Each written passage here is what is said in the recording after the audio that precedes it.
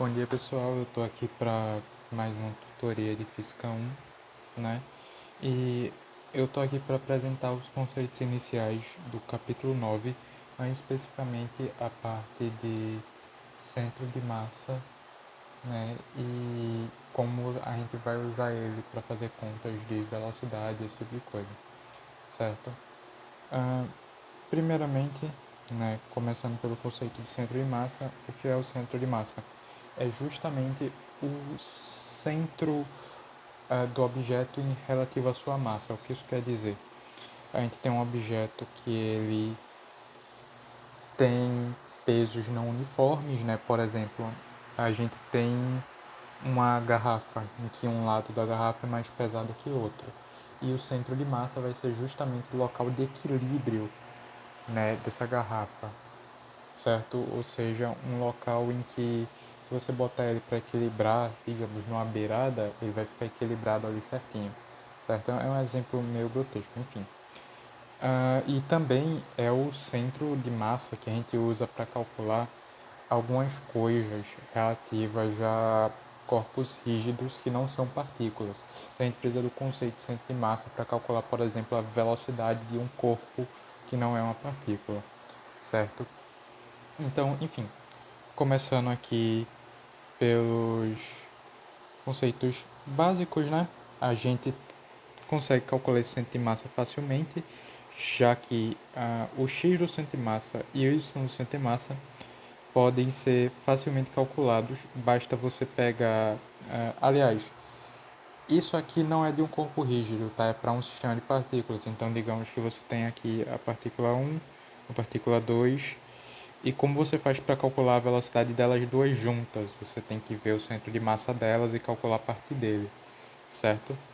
Mas, enfim, para corpos rígidos, você usa essas integrais que estão aqui embaixo, certo?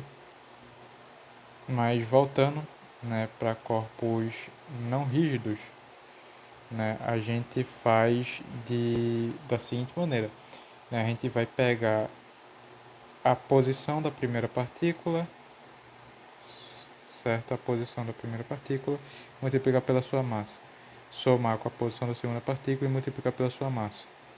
E por fim, dividir pela soma das massas e assim por diante quantas partículas a gente tiver. Basicamente é uma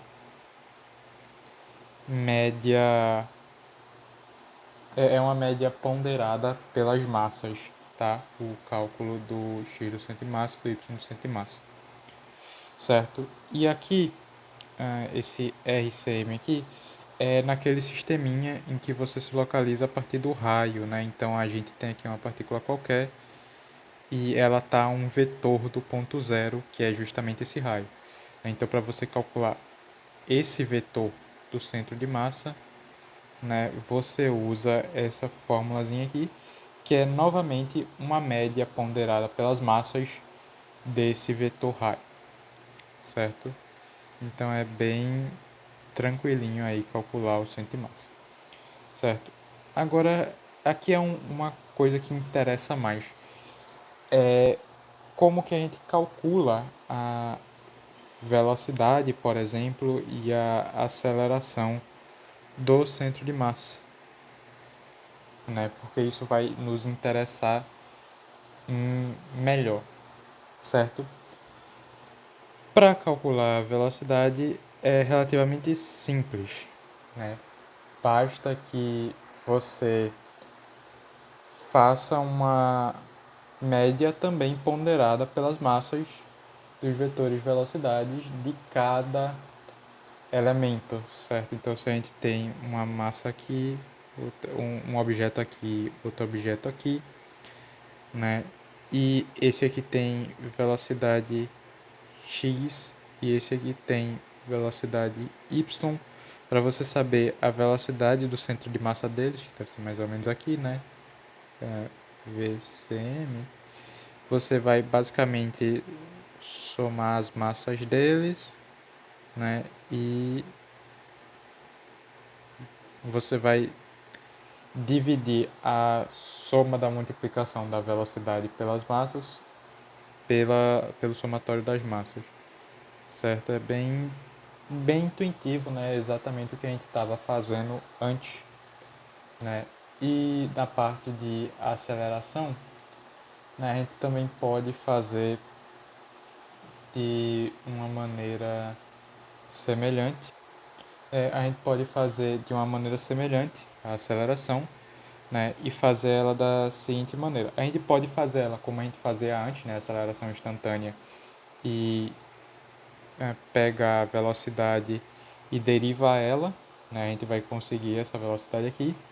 Ou a gente pode fazer usando essa formuleta aqui. Por que aqui é uma força? Porque perceba que a gente pode fazer uma coisa análoga da velocidade, que seria a centro de massa igual o somatório de mi vezes ai, né, aqui sendo i, tudo isso dividido por emissão. Esse emissão aqui é a massa total, né? E aqui é só a massa de uma partícula específica vezes a aceleração dessa mesma partícula específica. Só que perceba que massa vezes aceleração é igual a força. Então, no final das contas, isso aqui é a força agindo sobre aquela partícula específica. Você pode pensar dessas duas maneiras, certo? Agora que a gente discorreu isso, eu vou fazer umas questõezinhas aqui bem simples, certo? Eu vou começar por essa questão aqui, certo? E eu vou ir direto para o Note, certo? A questão não vai estar aparecendo lá, então eu espero que vocês se lembrem da questão ou estejam acompanhando aí. Eu tô com a questão aqui, né? Ela não está aparecendo aí para vocês, mas eu tô com ela aqui, então eu vou ler ela aqui. Mostra a figura 9.35, mostra um sistema de partículas de massas. Vamos lá, vamos anotar aqui. M1 igual a 3. Eu não vou botar a unidade de medida, mas é quilo, tá? M2 igual a 4 e M3 igual a 8. Enquanto que ela informa aqui o M3 está localizado em o y do M3 vai ser 2 e o x do M3 vai ser 1. Certo? Essa informação ela está implícita no gráfico, tá? Porque caso você perceba, ele diz que o xs, que é igual a 2 metros, né, tá na segunda listrinha do eixo x. E como M3 está na primeira listrinha do eixo x, a gente admite que ele está no x igual a 1, certo? A gente faz a mesma coisa agora para o M2. O y do M2 vai ser 1, a gente faz ele da mesma forma que a gente fez o x do M3, e o x do M2 vai ser exatamente o xs, que é igual a 2, certo? Já o M1 está localizado em 0, então o x e o y serão 0, certo? E o que a questão pergunta? Ela pergunta na letra A qual é a coordenada x e na letra B qual é a coordenada y do centro de massa, certo? Então a gente vai fazer justamente aquele cálculo aqui, né? X centro de massa vai ser a massa de 1 vezes a sua localização em x, que é 0, mais a massa de 2, que é 4, vezes sua localização em x, que é 2, mais a massa de 3, vezes sua localização em x, que é 1. Tudo isso dividido pela soma das massas, que é 10. E isso daqui vai dar 1,1, certo? Agora, o y a gente segue o mesmo procedimento, certo? O y a gente vai ter 3 vezes 0, que isso daqui é do da massa 1, né, da partícula 1, mais 4 vezes 1, porque essa partícula está localizada em 1 de y, né, mais 3 vezes 2. Oh, perdão, não é 3 aqui. Isso aqui é 8, certo? Isso aqui é 8. E a gente... E essa soma aqui também está errada aqui embaixo. Pronto. Agora sim, tá tudo certo. Né? Vamos corrigir aqui a soma. 15. E eu sei que esse resultado aqui tá certo, né? Então não vou alterar ele. E isso aqui vai dar 1,3, certo? Agora a gente vai para a letra C. Ela pergunta se M3 aumenta gradualmente, o centro de massa do sistema se aproxima de M3, se afasta de M3 ou permanece onde está. É um conceito simples de média ponderada, né? Logicamente, se você aumenta um dos fatores pelo qual você está ponderando a média, né, o seu resultado vai se aproximar do determinante daquela média. Por exemplo, se você sei lá, tirando a nota média de alunos de uma turma, né? Aí você faz a nota vezes a quantidade de pessoas que tirou ela, né? Quanto mais pessoas tiram a nota X, mais perto dessa nota vai dar sua média, né? Então aqui vai ser a mesma coisa. Quanto maior for a massa do seu corpo, mais próximo dele vai estar o centro de massa, né? O que significa também que a letra C, a resposta é mais próximo de M3, certo? Bem simples, bem fácil, bem rápido. Agora voltando lá no slide, rapidinho, só para a gente ver a próxima questão. E é essa aqui, né? Questão 5. Né? Espero que vocês lembrem dela aí, porque eu vou fazer a mesma coisa de antes. Vou voltar aqui pro Notes. Deixa eu dar um zoomzinho aqui para ver se fica melhor, né? Enfim.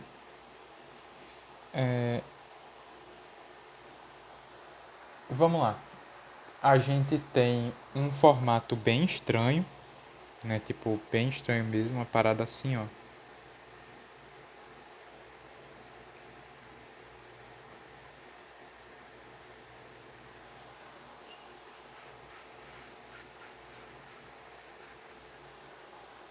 Uma coisinha assim.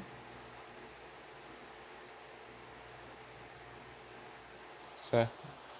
E a questão pede pra gente calcular o, a coordenada x e a coordenada y do centro de massa se L for 5. O que é esse L? É porque ele justamente está dizendo que esse lado aqui, ó, mede 2L, esse lado aqui também, isso aqui também mede 2L, né? Aqui ele vai estar medindo, né, 7L, né? Só que o que? Aqui é o eixo X é mais ou menos aqui, ó. Abaixo dele tem 4L, aqui é 4L para baixo, e acima tem 3L. O meu desenho não ficou muito a ver com a parada, né? Mas é isso. Já esse aqui, e o eixo Y também passa aqui, assim, ó. Eu vou mudar a cor aqui. Deixa eu voltar aqui, deixa eu tirar os eixos. Ó, o eixo Y passa aqui assim, quer dizer, o eixo X. E o eixo Y, meu Deus, que traço horrível. E o eixo Y passa aqui assim, certo? E aqui a gente tem 3L, aqui a gente tem 4L, aqui a gente também tem 4L de largura e aqui a gente tem 1L, certo? Aqui dentro a gente vai ter uma diferença de 2L aqui, certo? E a gente vai ter uma diferença de 2L aqui para cima também, certo? Então, vamos primeiro fazer os cálculos, né? E vamos lá, certo? Primeiro, a gente vai calcular o x do centro de massa, certo? E para isso a gente faz da seguinte forma. Eu vou fazer em termos de L, tá? Depois eu passo tudo pro normal, né? Eu vou dividir em como se fosse 4 partes a minha figura, certo? Eu vou ter aqui a parte 1, certo? Assim, amarelo.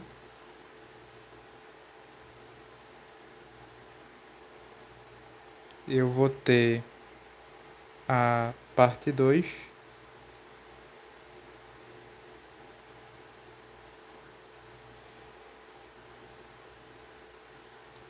E eu vou ter a parte 3.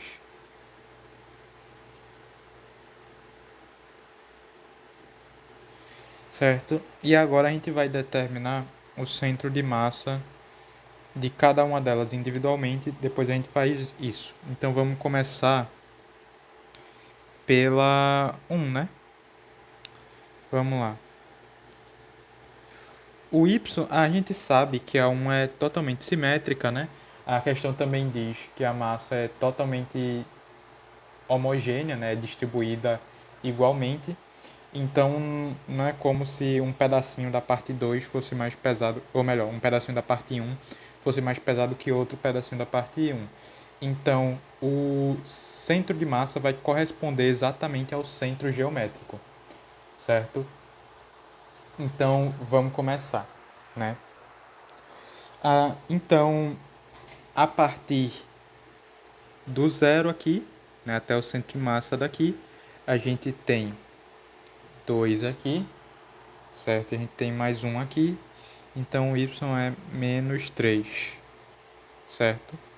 Já o x, né, a gente tem o zero aqui, 1 aqui, né, exatamente metade, como eu disse, o centro de massa corresponde exatamente ao centro geométrico, certo? Agora que a gente tem o desse, vamos para o próximo, vamos para o 2, né? No 2, a gente tem novamente a mesma coisa, o centro de massa vai ser exatamente o centro geométrico. Então, aqui ó, em relação a x, o centro de massa vai estar aqui ó, em menos 1. Já em relação a y, a gente tem que fazer uma coisinha, né? Primeiro a gente tira como se fosse uma média disso daqui, né? Para saber a partir de y quanto que ele está.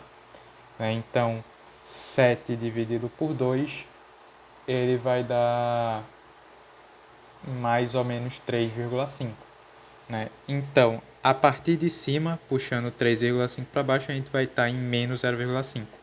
A partir de baixo, né, aqui é 4, né? Aqui embaixo é 4. Puxando 3,5 para cima, a gente vai estar em menos 0,5.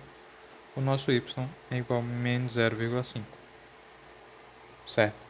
E agora, por último, o nosso número 3.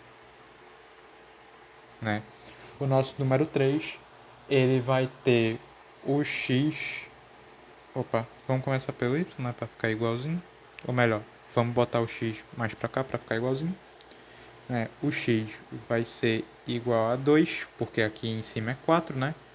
Como é exatamente centro geométrico, 4 dividido por 2 dá 2. Já o y, ele vai ser 2 para cima mais metade de 1. Ou seja, 0,5 y igual a 2,5. Certo? Agora a gente tira a média em x, a média ponderada em x e a média ponderada em y. Vou voltar aqui para o vermelho. XCM vai ser igual a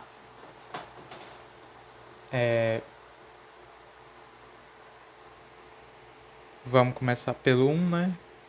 1 vezes a massa Né? Agora, para fazer a massa, a gente pode fazer isso arbitrariamente, né? O que eu quero dizer com isso? A gente pode definir uma massa específica. Por exemplo, aqui, ó, é 4 por 4, né? É 2 vezes 2. Então, a gente pode dizer que aí tem 1 de massa, por exemplo, certo? E então a gente sabe que ah, com uma área de 4, né, eu só estou usando 2, eu estou ignorando L por enquanto. Uma área de 4 metros quadrados vai me fornecer 1 quilo. Né, então aqui em cima a gente também vai ter 1 quilo. Né, e aqui a gente vai ter 7 por 2, que vai dar 15. Né, e aí a gente divide por 4, vai dar 3,5 quilos. Né, então aqui a gente tem 3,5, certo? Então, vamos lá. Vezes é o 1 vezes 1.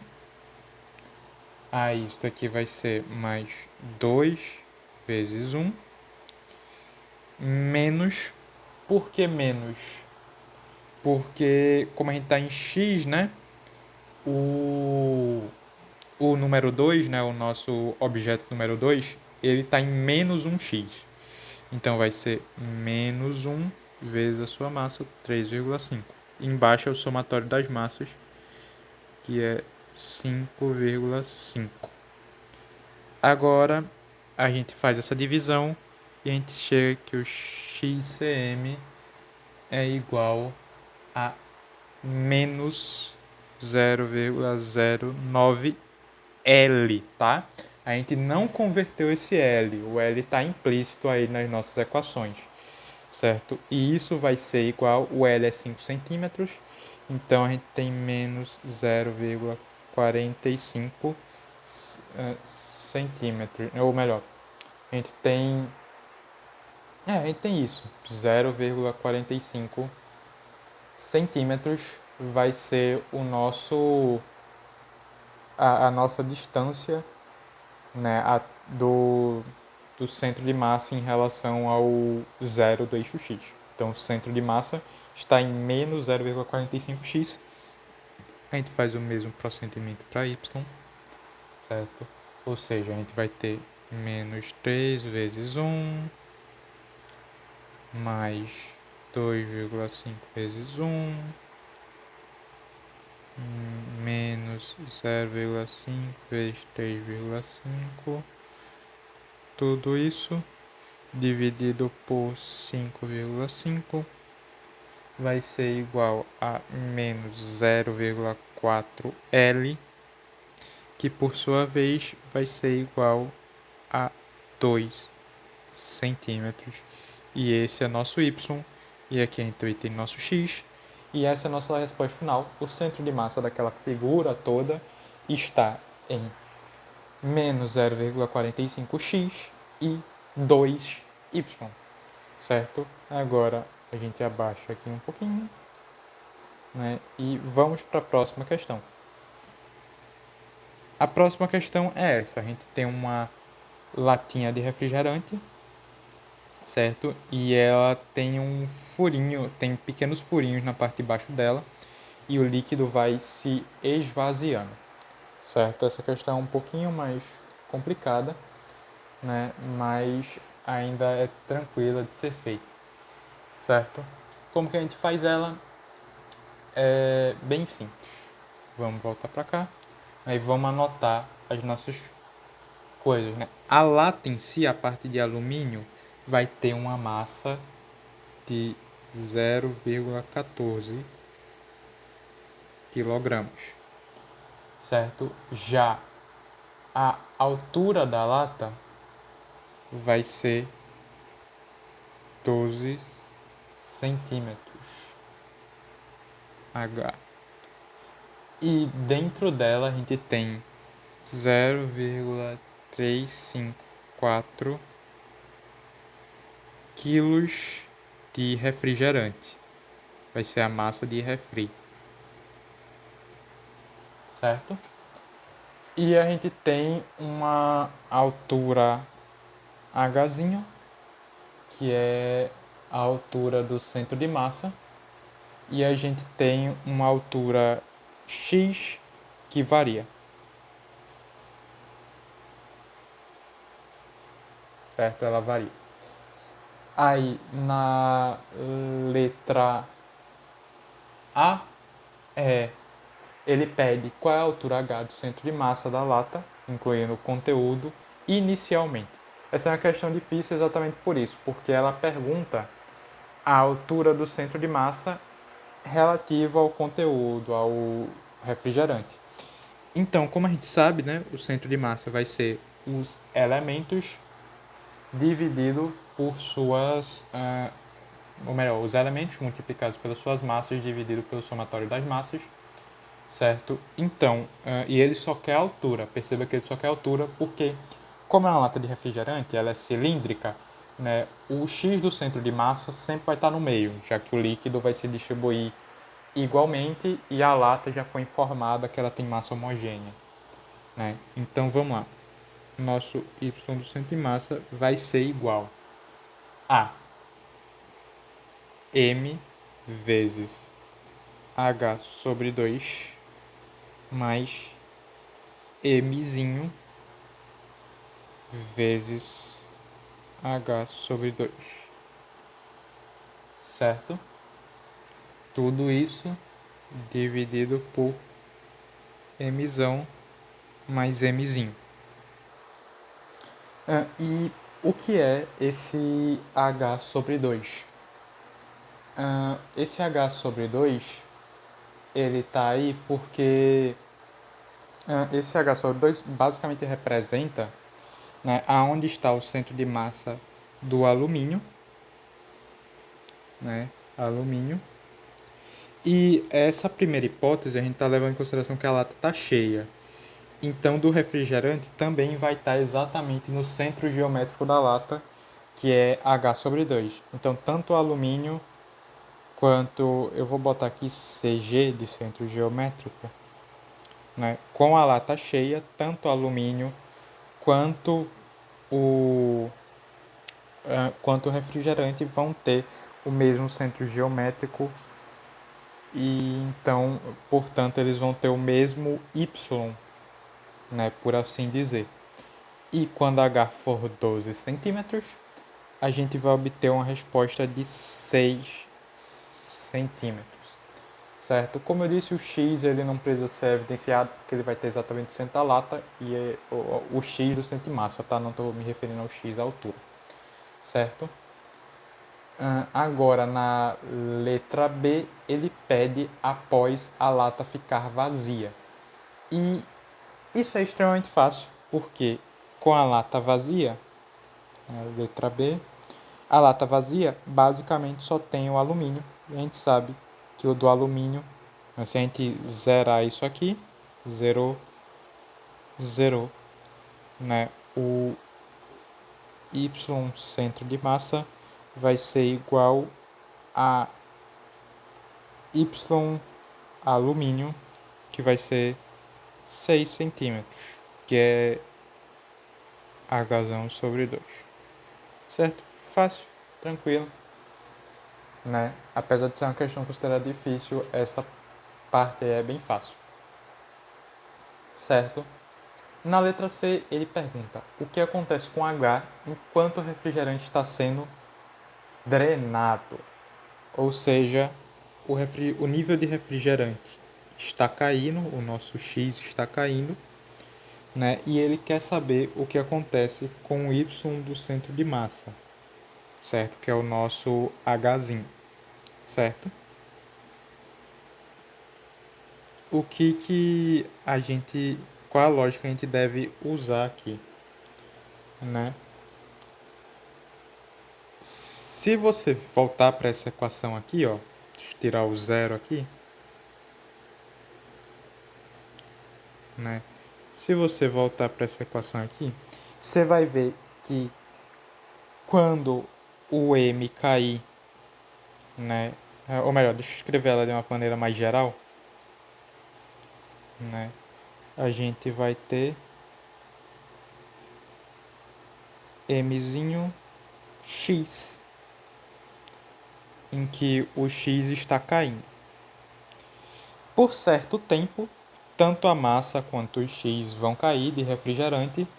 Isso quer dizer que o nosso y do centro de massa inicialmente cai.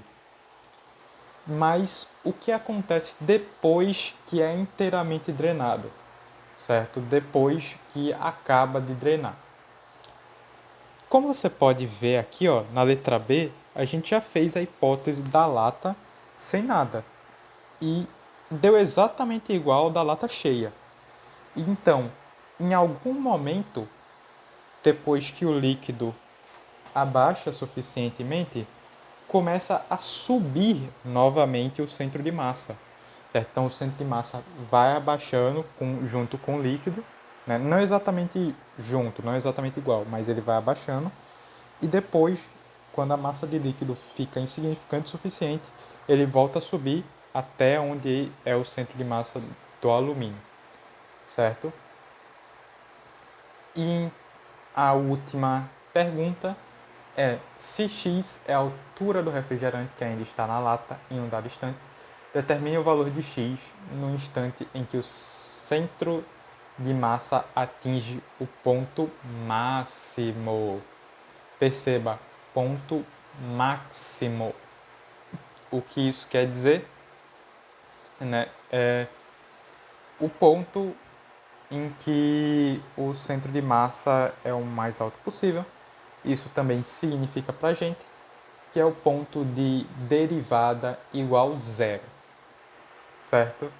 Então a gente precisa inicialmente deduzir a nossa equação da altura e derivar com relação ao x e igualar a zero, certo?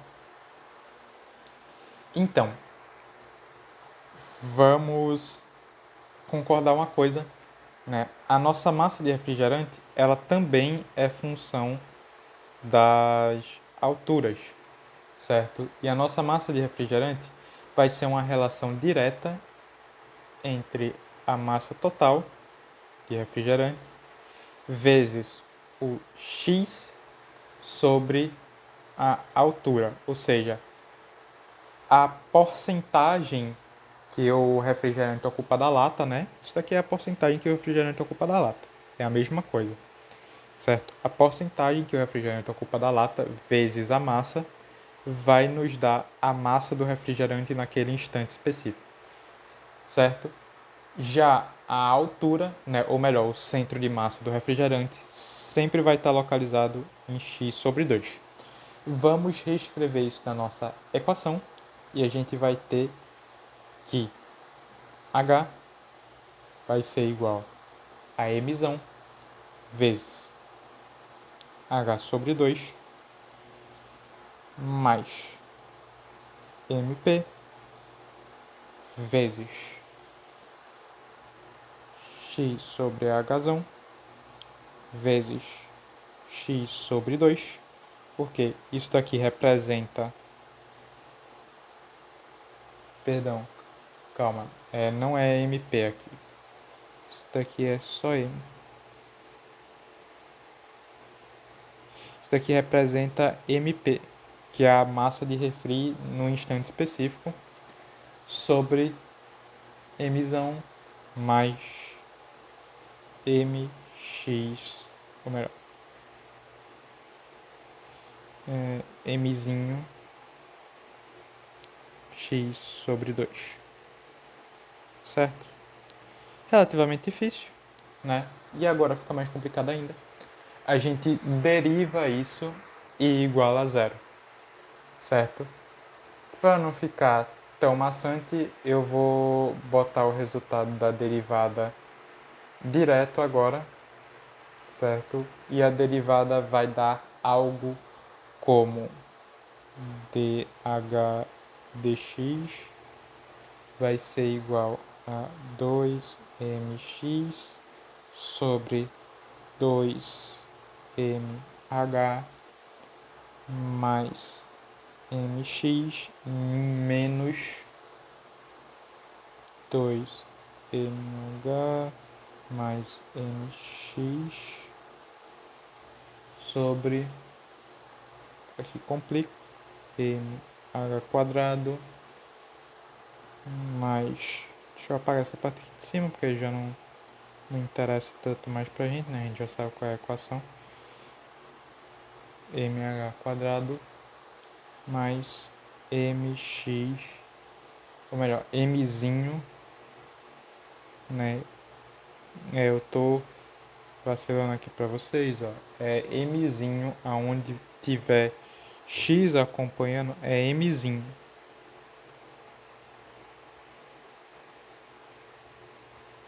Certo? Aqui eu administrei mal o espaço, né? Agora ficou essa porquice aqui. Tudo isso vezes mzinho também, né? Tudo isso vezes mzinho e aqui é x quadrado.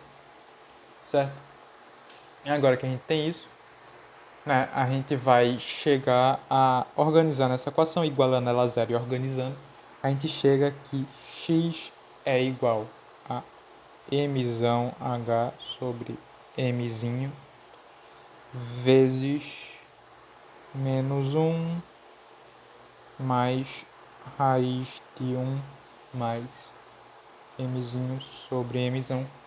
E pronto, né? A gente substitui os valores aí, né? A gente substitui todos os nossos valores e a gente chega a algo como 4,2 centímetros, certo? Esse é a altura do refrigerante que ainda resta na lata no instante em que o centro de massa atinge o ponto mais baixo. Essa é a nossa resposta da letra D, certo? Agora vamos para a penúltima questão, né? Uma questão bem fácil.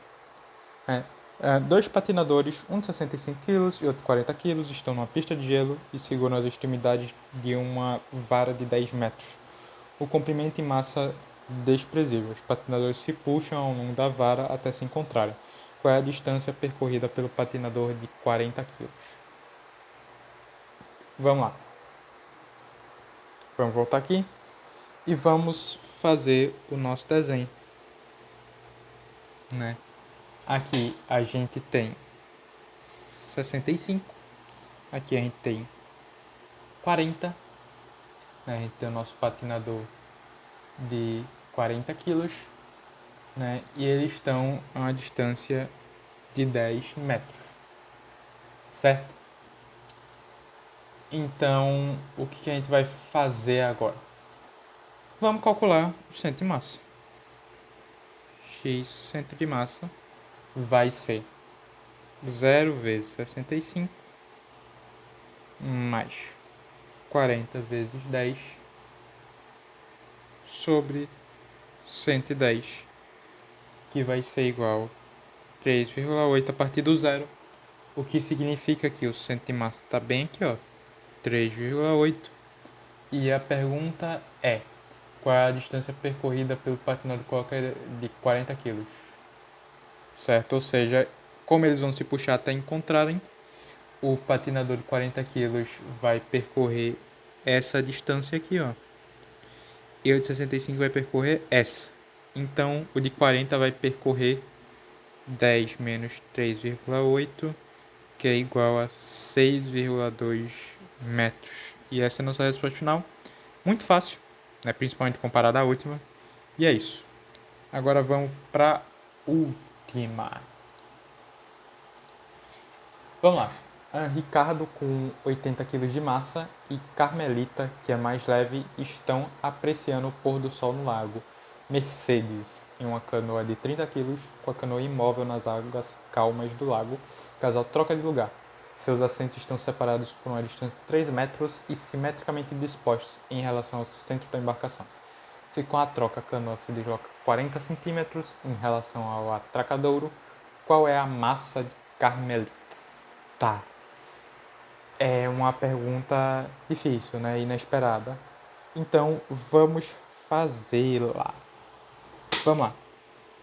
Vamos primeiro escrever o x do centro de massa antes. ele vai ser 30 vezes 0. Por que 30 vezes 0? Porque a canoa pesa 30. E se a gente levar em consideração que essa massa está toda concentrada no centro de massa dela, a gente diz que é 0. Mais 80 vezes 1,5, que é a massa do marido, vezes a distância até o ponto central. Mais a massa da moça, menos 1,5. Tudo isso dividido pela soma das massas. E agora, depois deles fazerem a traquinagem deles aí, né, a gente vai ter 30 vezes 0,4, afinal a canoa se moveu, mais 80 vezes menos 1,1. Por que menos 1,1? Você me pergunta. É porque ele trocou de lugar com a moça, então a moça estava em menos 1,5, ele foi para menos 1,5. Só que a canoa se deslocou 40 centímetros para o lado positivo. Então, no que a moça estava em menos 1,5, ela foi parar em menos 1,1, trocou com o marido, ou melhor, não foi exatamente essa a ordem das coisas, né? Primeiro ela trocou com o marido, depois a canoa se moveu. Mas enfim, né? A canoa se moveu 0,4 centímetros, então de menos 1,5 foi para menos 1,1. E agora a moça está... deixa eu diminuir isso aqui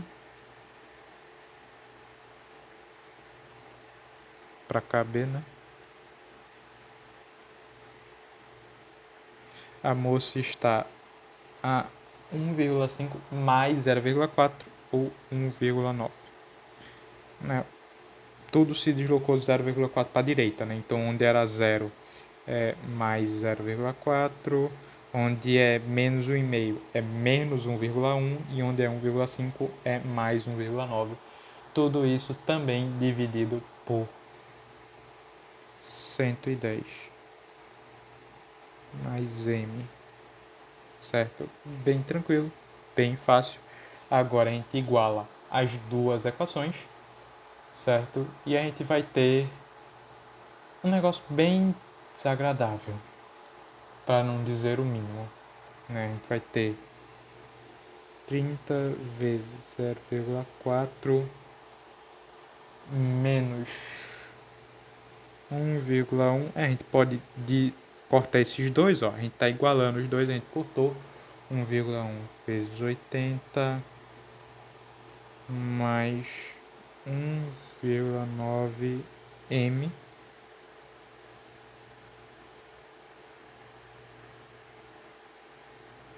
certo? Tá aqui. Agora eu vou escrever o outro aqui. Né? O outro a gente vai ter 80 vezes 1,5 menos 1,5 m, certo? É isso aqui que a gente tem.